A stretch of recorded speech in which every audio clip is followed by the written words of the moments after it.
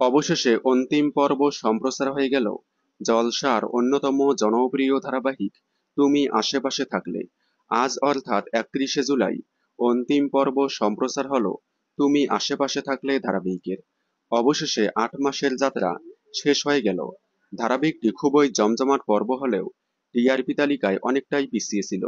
ধারাবাহিকের শেষ শুটিং কয়েকদিন আগেই হয়ে গিয়েছে। আজ অন্তিম পর্ব সম্প্রচার হয়ে গেল। কিভাবে শেষ হয়ে গেল তুমি আশেপাশে থাকলে, তাহলে চলুন জেনে নেওয়া যাক। শেষ পর্বে জানা গেল পূর্বা দেবের আসল মা নয়। অন্যদিকে দেবের বাবাকে ভুল ওষুধ খাইয়ে অতীত ভুলিয়ে রাখত পূর্বা, সেটাও জানা গেল। তাই পূর্বাকে উপযুক্ত শাস্তি দেওয়া হলো। এদিকে পারুর ইচ্ছায় দেব এবং পার্বতীর বিয়ে হয়ে শেষ পর্যন্ত মিল হলো দেব পার্বতীর।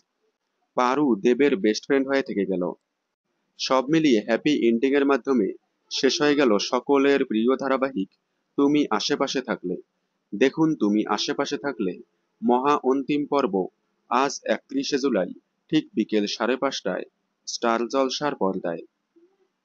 বিনোদন জগতের সকল আপডেট সবার আগে পেতে চ্যানেলটি সাবস্ক্রাইব করে পাশে থাকা বেল আইকনে ক্লিক করে রাখুন। ধন্যবাদ।